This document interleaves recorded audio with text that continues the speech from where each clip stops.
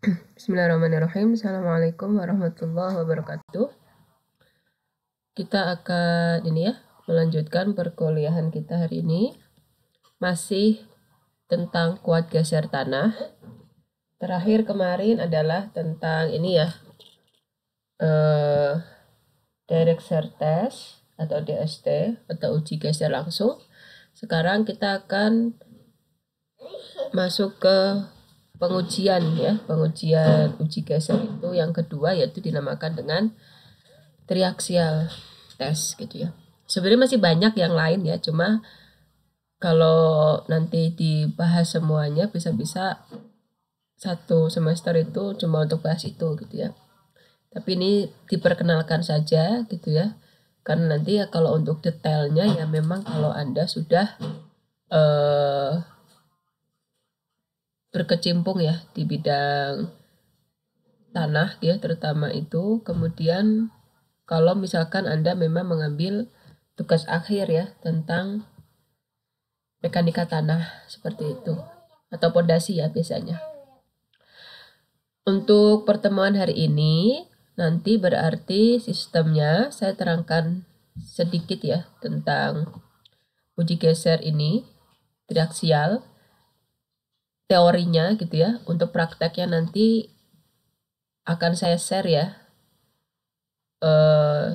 video pengujian triaksial dari YouTube, karena kan kalau praktek gini kan memang lebih mudah dipahami kalau lihat gambar ya, artinya visual lah ya, lihat secara langsung prakteknya gitu ya. Maka nanti saya minta untuk melihat video, kemudian membuat ringkasan ya tentang tahapan-tahapan dalam pengujian dari uji triaksial ini berdasarkan dari video yang Anda lihat. Jadi semacam merangkum lah ya, atau mencatat dari hasil Anda mengamati atau melihat video tadi.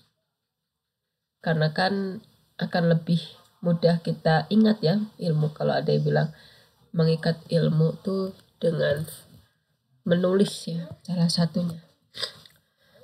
Di sini saya akan terangkan sekilas dulu tentang teorinya. Nah, untuk prakteknya nanti ya setelah itu. Selain itu nanti hari ini saya masih ada PR ya yang semester lalu mekanika tanah 1, yaitu materi tentang pemadatan tanah. Nanti akan saya terangkan juga tentang pemadatan tanah dan pengujiannya baik di laboratorium maupun di lapangan ya. Kalau pertemuan sebelumnya disampaikan bahwasanya kalau DST atau uji geser langsung itu cocoknya untuk kasus-kasus yang sederhana, contohnya fondasi ya. Kalau untuk triaksial ini lebih relevan, dia itu digunakan untuk stabilitas lereng atau fondasi ya. Lebih relevan di sana gitu ya, atau untuk hal-hal yang memang kasus-kasus yang lebih kompleks ya. Dan ini lebih bisa diandalkan dibandingkan dengan uji geser langsung. Ini adalah pemodelannya ya, kurang lebih untuk uji geser triaksial. Uji geser triaksial itu pun bermacam-macam kondisinya ya, banyak sekali kondisinya. Cuma di sini adalah secara umumnya saja ya. Kondisi itu maksudnya gimana? Ada kondisi dia itu dialirkan, artinya ada air yang mengalir. Ada kondisi dia itu tanahnya dipadatkan, ada kondisi tidak dipadatkan. Ini banyak sekali gitu ya. Nah, nanti untuk video yang saya sampaikan itu hanya percontohannya saja gitu ya, supaya Anda ada gambaran lah seperti apa gitu. Karena kebetulan di kampus juga nggak ada alatnya gitu ya. Makanya saya perlihatkan melalui video itu.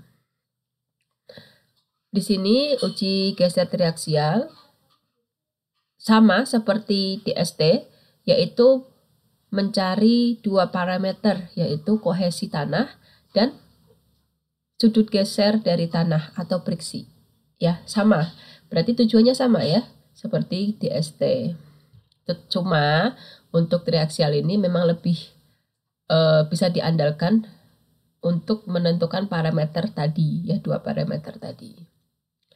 Bentuk benda ujinya adalah silinder. Kalau di sini kan kelihatannya kotak ya, kalau tampak 2 dimensi. Cuma kalau tampak 3 dimensinya ya bentuknya silinder gitu ya. Dimana biasanya ukuran antara diameter dan tinggi itu jaraknya adalah, bukan jarak, perbandingannya ya. Dimana tinggi itu biasanya 2 kali dari diameter. Jadi kalau misalkan kita pakai sampel tanah 38 mili, maka tingginya adalah 76. Atau kalau kita pakai sampel 50, maka tingginya adalah 100 mm. Maaf, ini kurang M1 ya, milimeter. Jadi ya paling 10 cm lah ya maksimal. Sebentar ya.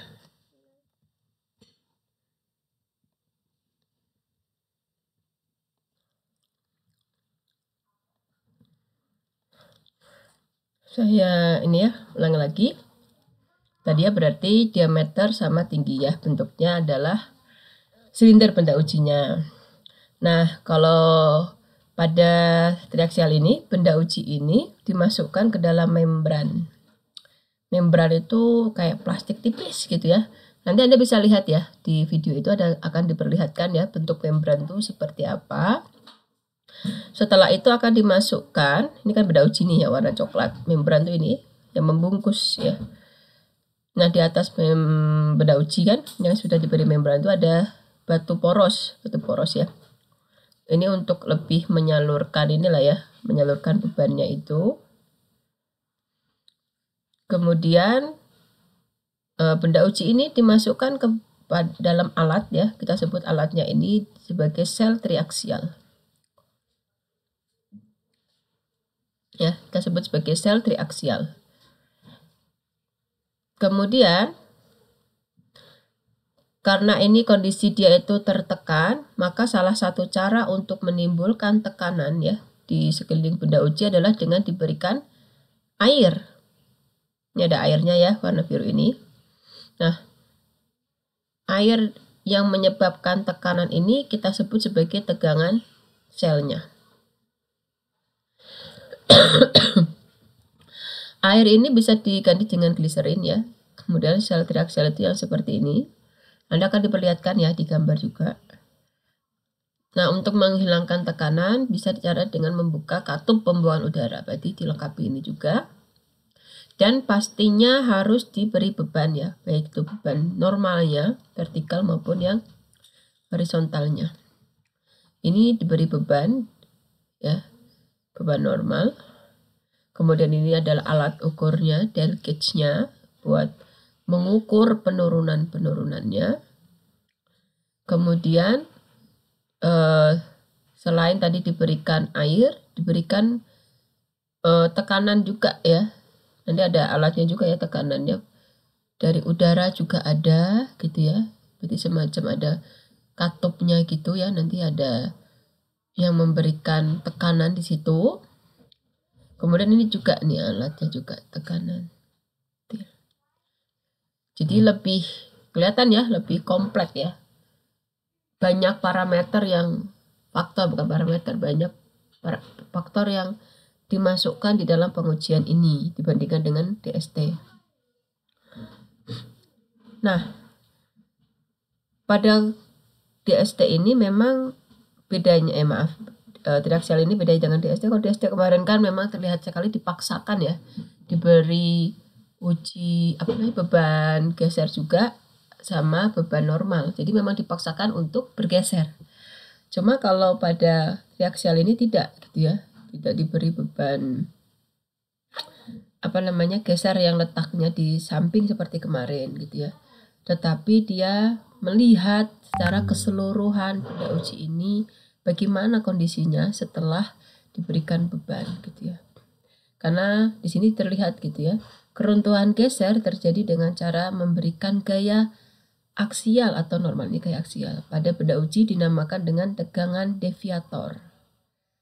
Selama penerapan gaya aksial, ya, penurunan benda uji dicatat untuk perhitungan regangannya. Jadi ada namanya tegangan, ada regangan gitu ya. Kondisi pengujian pun bermacam-macam. Nah, ini yang saya sampaikan. Ada consolidated drain. Consolid itu artinya dimampatkan, dipadatkan. Drain itu artinya diberi air.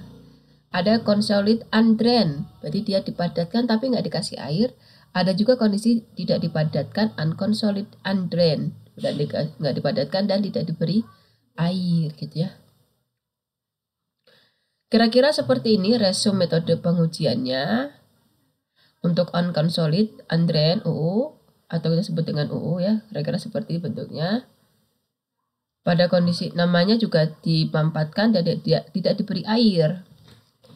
Artinya apa? Berikan tegangan ya, tegangan 3 di sini, tegangan normalnya. Dan air tidak diperbolehkan keluar. Nggak boleh keluar ya. Airnya harus diam aja. Dengan cara menutup valve itu berarti katupnya sehingga tekanan air pori tidak sama dengan 0. Jadinya air tidak mengalir, undrain. Di tahap 2 setelah itu tambahkan tegangan ya. Pada arah aksial. Aksial itu yang ini vertikal. Air tetap tidak boleh diizinkan keluar. Sehingga saat keruntuhan tegangan aksial itu sama dengan tegangan ini ya, total tegangan F-nya. Nanti ada di itu ya, di video akan diterangkan. Kemudian consolid undrain, berarti ini ditekan, tapi tetap undrain.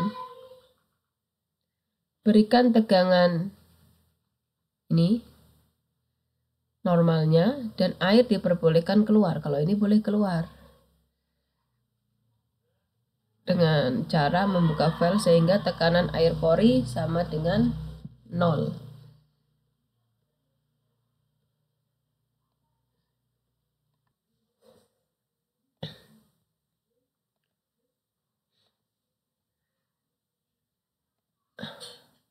Diperbolehkan keluar dengan cara membuka katup sehingga tekanan air porinya sama dengan 0.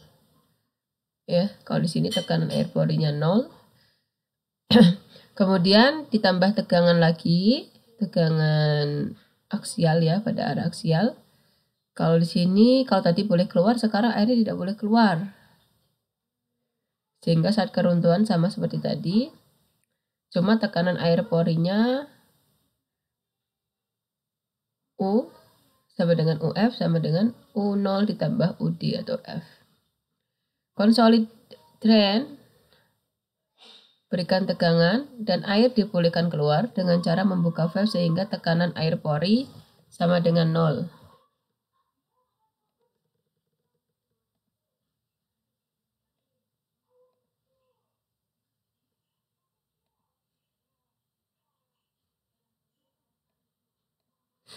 Seperti itu.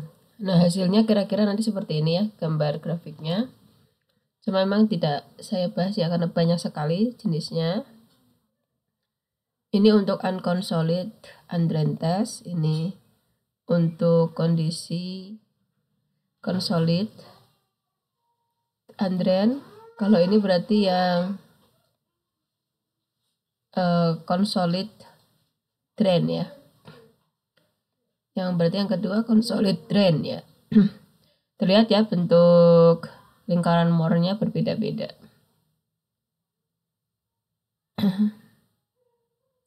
Nah, pemilihan tipe triaksial pun mau pilih yang mana, mau yang consolid undrain atau tadi ya unconsolid undrain dan sebagainya, maka dilihat dari jenis tanahnya kalau di lapangan gitu ya. Jadi bisa dipilih ya kira-kira seperti itu. Terus aplikasinya untuk apa sih pengujian ini? Kalau untuk undrain unconsolid itu biasanya untuk pekerjaan timbunan yang cepat di atas tanah lunak. Ya, ini kan timbunan nih, tanahnya ini lunak, maka dia pengujiannya maka menggunakan yang undrain unconsolid. Terus kalau untuk yang lainnya, undrain unconsolid itu bisa juga digunakan pada pembangunan bendung yang cepat tanpa ada perubahan kadar air dalam inti atau core-nya. Terus juga dipakai untuk pondasi yang tiba-tiba pada lapisan lempung. Ini pondasi ya. Ini tuh kira-kira gambar bagaimana bentuk keruntuhannya itu seperti ini modelnya. Kemudian untuk konsolid andren berarti terpampatkan tapi tidak dialiri air, maka dia cocoknya adalah untuk konstruksi bertahap. Ya, konstruksi yang bertahap, di mana dalam pelaksanaan itu artinya bertahap ya, dari tahap 1 diselesaikan dulu, kemudian ini kan timbunan ya, timbunan kedua diletakkan setelah konsolidasi dulu di timbunan yang pertama. Nah, ini cocoknya untuk yang consolidated andren. CU atau consolidated andren itu juga bisa dipakai untuk muka air bendungan turun tiba-tiba. Ya, ini untuk ngecek. Bisa juga untuk konstruksi timbunan di atas lereng alamiah, itu juga bisa pakai yang CU ya untuk ngeceknya. Kalau consolid drain itu dipakai untuk pekerjaan timbunan yang lambat. Ya, ini ya pelan-pelan maksudnya dalam pengerjaannya. Di mana timbunan ini diletakkan secara bertahap dalam waktu yang pendek. Bisa juga dipakai untuk bendungan ya, yang tinggi muka air bendungnya itu tetap. Atau pekerjaan galian untuk atau lereng alamiah. Nah, kira-kira seperti ini ya. Kita mau pikir yang mana? Yang triaksial, unconfined compression test gitu ya. Atau long term stability kalau untuk yang stabilitasnya panjang gitu ya. Jadi pilih yang direct shear atau triaksial gitu ya, atau ring shear test. Cuma di sini saya hanya memperkenalkan dua aja ya, direct shear sama triaksial test. Untuk video sudah saya share di Google Classroom, silahkan itu nanti untuk dilihat tahapannya juga ya, akan saya share, sudah saya share juga di ini. Oke, selanjutnya kita akan masuk ke materi pemadatan tanah.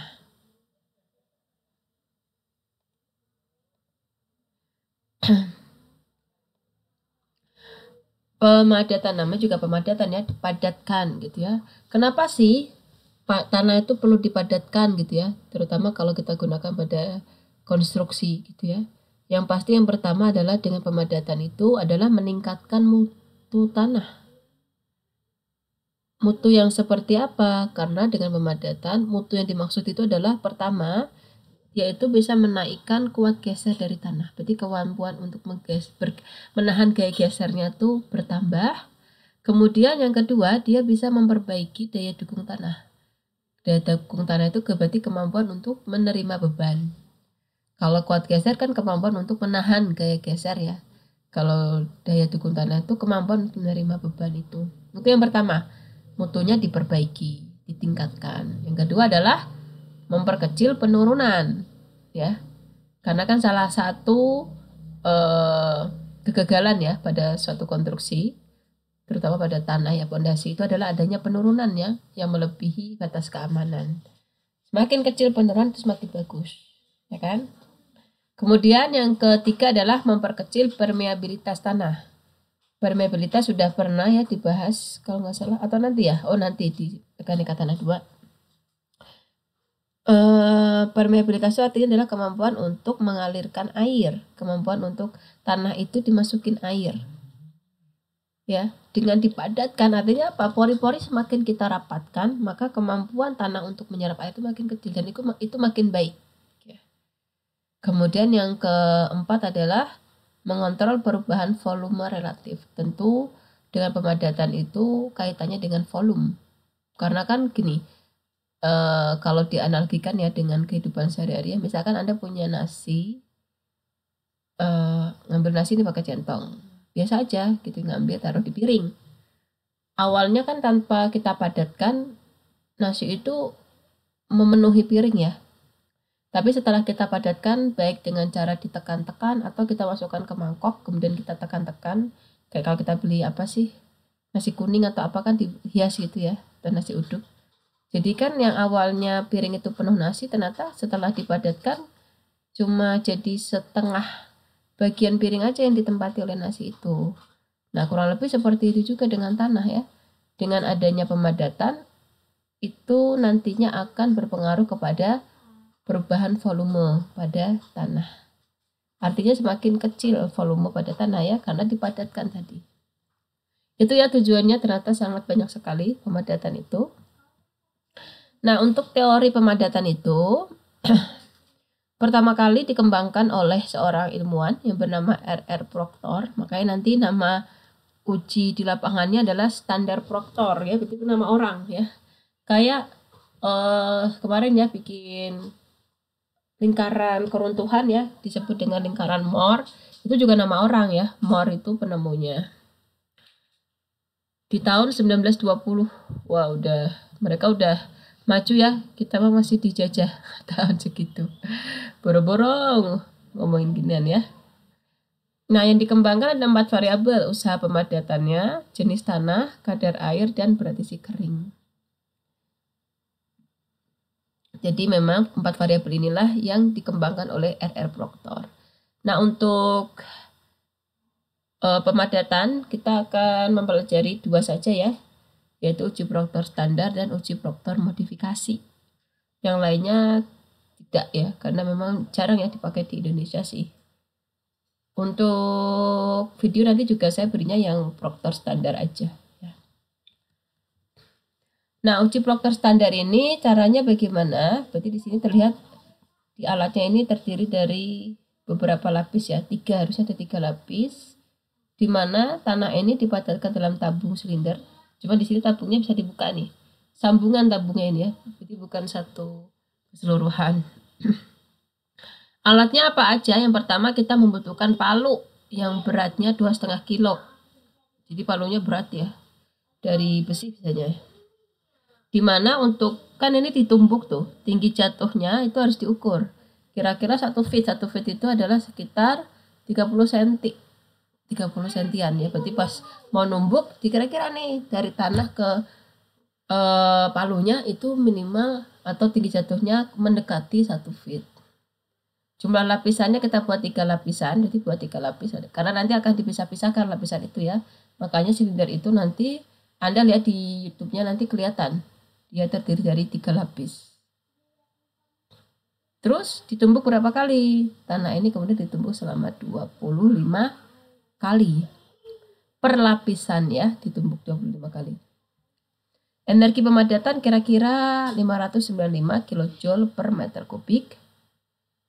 Jenis tanah yang kita pakai, dia adalah tanah yang harus lewat saringan nomor 4. Berarti bukan yang tertahan, tapi yang lewat. Ya, berarti yang lebih lembut lah ya, udah nggak ada kerikil-kerikilnya lagi.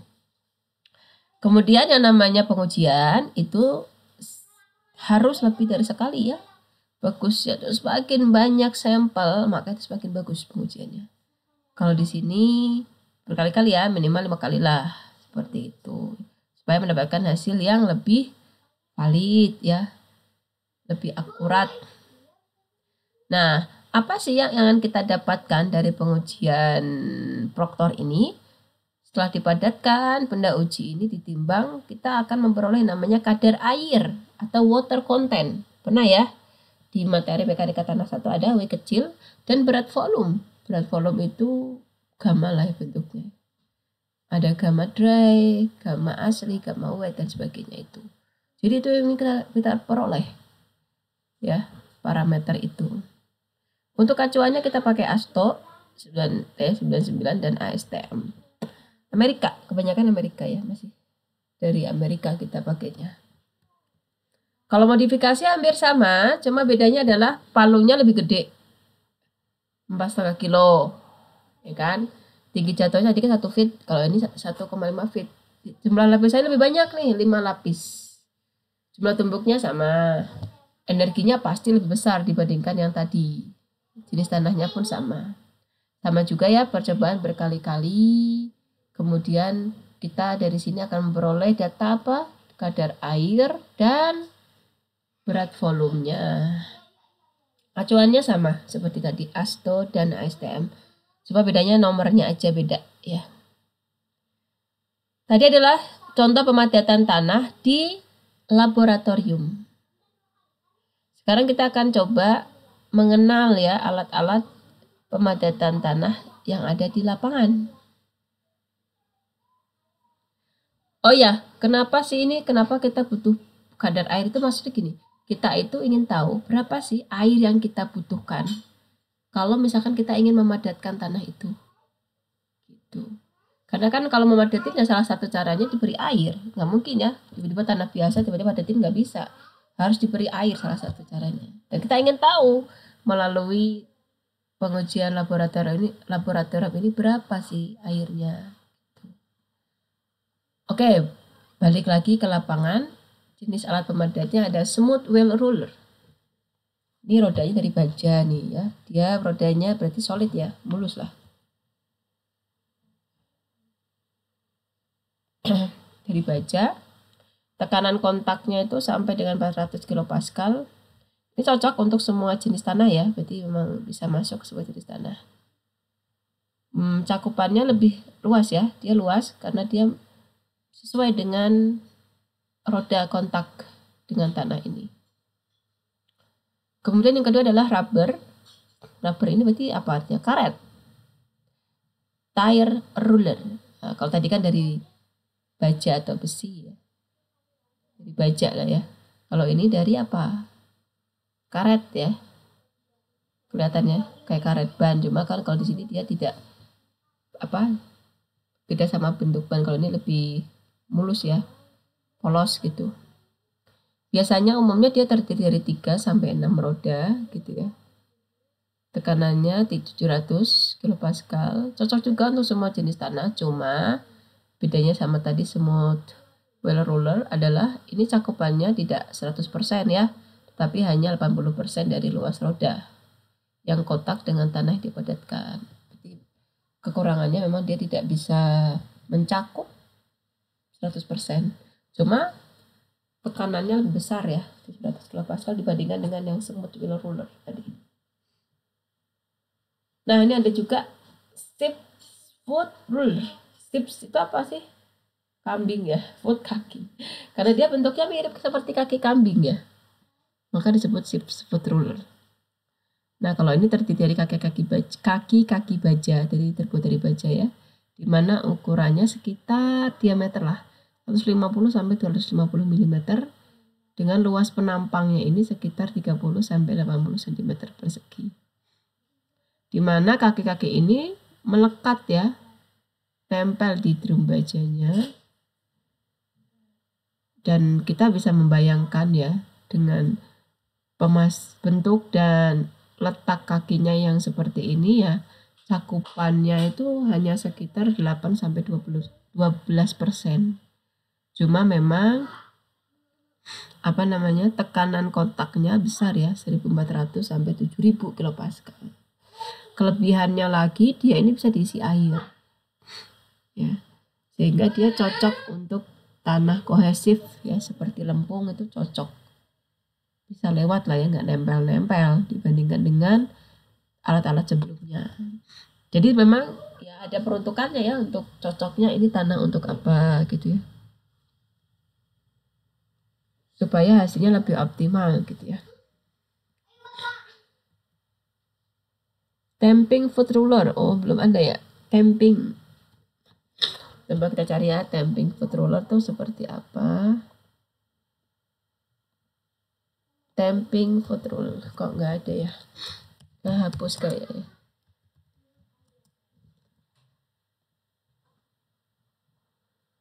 Seperti ini ya.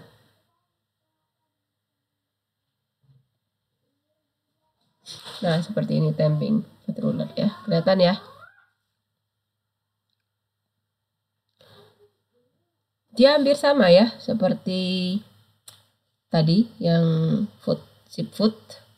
Coba bedanya apa? Dia cakupan pemadatannya lebih luas ya, itu sekitar 40%.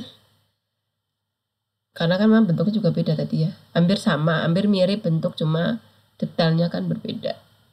Dan tekanan kontaknya tinggi dia, 1400 sampai 8400 kilopascal. Cocok untuk tanah kohesif ya. Dan kita bisa menghasilkan aksi statis wake needling, dan impact dan vibrasi getaran, jadi lebih lengkap. Ada juga grid rule. Grid itu berarti ada kayak kotak-kotaknya gitu ya. Ini juga sama nih, kelihatan ya, berarti kayak ada lubang-lubangnya gitu. Terbuat dari, sebentar ya,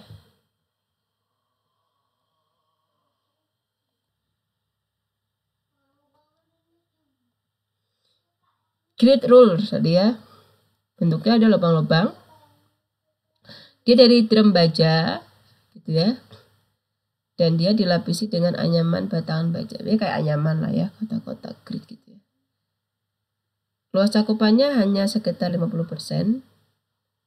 Ini cocoknya untuk ini ya, untuk tanah-tanah granular tuh yang berrongga gitu ya. Contohnya pasir, gravel itu kerikil ya, atau tanah berbatu. Dia cocoknya untuk kondisi tanah seperti itu kalau yang grid roller ini. Ada juga yang imut-imut ya, namanya baby roll. Jadi dia lebih kecil, namanya baby ya. Ini ya semacam smooth wheel roll, cuma dia edisi kecilnya lah gitu ya. Ini cocoknya untuk ini ya, misalkan pada bendungan, pada wilayah atau area-area yang memang dia sempit gitu. Dan ini pakai tangan bisa ya. Dia sempit dan tidak bisa kita menggunakan smooth wheel roller ya. Misalkan di bendungan kan harus naik ke atas tuh. Alatnya di atasin kan nggak bisa. Maka kita butuh alat-alat kecil seperti ini gitu ya. Yang punya kemampuan yang sama, cuma dia ukurannya lebih kecil, baby roller. Ini juga sama ya. Untuk area-area yang kecil, misalkan di plat ya. Di plat lantai di atas ya. Yang kita ada area-area yang kecil yang butuh dipadatkan, maka cocok menggunakan vibrating plate ya. Berarti dia alat pemadatnya berupa pelat itu, berarti kan semacam pelat itu kotak lah ya, kayak lantai gitu ya, atau nama lainnya stamper itu berarti kayak cap ya, stem ya, kan bahasa Inggrisnya cap itu apa, perangko, stem ya, dan memang mirip ya seperti cap gitu ya, cocok untuk area yang sempit dan area yang punya resiko tinggi kalau kita pakai pemadat yang besar. Contoh tadi di atas gedung kan nggak mungkin ya kita pakai smooth wheel roller atau yang lain-lain, tadi kan gede banget, gimana cara naikin ke atas. Tadi itu cocoknya untuk jalan atau untuk lantai dasar-dasar lah, tanah dasar gitu ya. Ini ya pemadatan di lapangan contoh nih ya. Prosesnya seperti ini. Terutama kalau kita membuka lahan ya dari tanah yang mungkin secara daya dukungnya kurang dan sebagainya ya, maka kita harus mengolah lahan tersebut itu sehingga layak kita bangun suatu konstruksi, atau misalkan membangun komplek dan sebagainya gitu ya, kan harus diratakan dulu semuanya, dirapikan semuanya lainnya. Nah, ini contoh pemadatan di lapangan. Ini contohnya adalah pemasangan pondasi ya, tiang pancang dan sebagainya.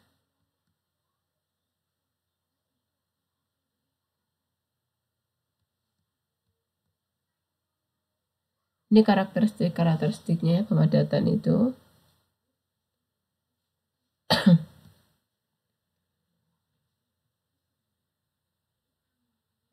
Ini faktor-faktor penentu. Kalau alat itu kita lihat berat dan ukurannya, aksinya yang dihasilkan seperti apa, frekuensi operasi. Kalau tanah kita cek ya kepadatan awalnya, jenis tanahnya apa, ukuran dan bentuk butirannya seperti apa, dan kadar air. Kemudian dalam pemrosesannya atau prosedur pemadatan itu kita cek jumlah gilasannya, tebal lapisan, towing speednya bagaimana. Ini pengujian hasil pemadatan ya. Salah satu cara lain gitu ya. Senko namanya. Kalau ini berarti dia langsung di lapangan ya, cara pengujiannya. Kita ingin tahu ya, misalkan gini, Kan tadi udah pakai alat tuh pengujian di lapangan. Kita ingin tahu nih hasilnya seperti apa, udah memenuhi belum. Nah, salah satu caranya adalah menggunakan tadi Sencon gitu ya. Jadi kita ambil sampel tanahnya, kemudian kita uji ya menggunakan kriteria-kriteria yang digunakan. Ada CPR mungkin ini tidak saya terangkan belum ya, nanti ada di mata kuliah pondasi ya, California Bearing Ratio. Aduh, nanti ada kaitan dengan jalan juga ya. Jadi kalau Anda nanti ada mata kuliah tentang jalan ya nggak akan asing ya namanya Sencon, CPR ya. Apalagi nanti ada sondir ya. Jadi memang berkaitan, bahkan pada gedung pun sama ya, untuk membangun suatu struktur atau rumah atau gedung berapa lantai, maka data yang utama adalah kita harus punya data sondir. Nanti ada di mata kuliah fondasi kalau nggak salah. Itu saja mungkin ya untuk presentasi yang saya berikan ya. Jadi memang untuk yang pemadatan ini nanti sama saya beri video untuk Anda. Kemudian Anda ringkas atau rangkum, catat dari video yang Anda gambarkan tadi tentang alat-alat yang dibutuhkan, step-stepnya dari pengujian proktor aja, proktor standar aja ya. Detail tugas akan saya kirim di grup. Itu aja mungkin ya untuk pertemuan kita hari ini. Terima kasih atas kehadirannya. Assalamualaikum warahmatullahi wabarakatuh.